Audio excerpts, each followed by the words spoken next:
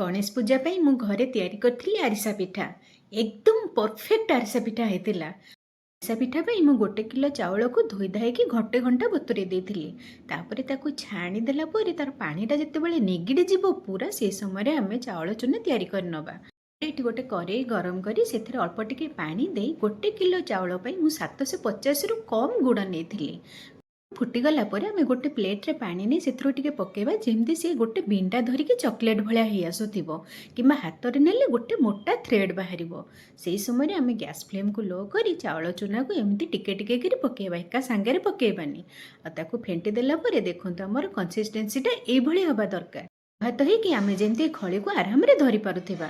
ବର୍ତ୍ତମାନ ତେଲ କିମ୍ବା ଘିଅ ଗରମ କରି ଏ ଆରିସା ପିଠାକୁ ଏମିତି ଗୋଟେ ଗୋଟେ କରି ହାଇ ଫ୍ଲେମ୍ରେ ଆମେ ଛାଣି ନେବା।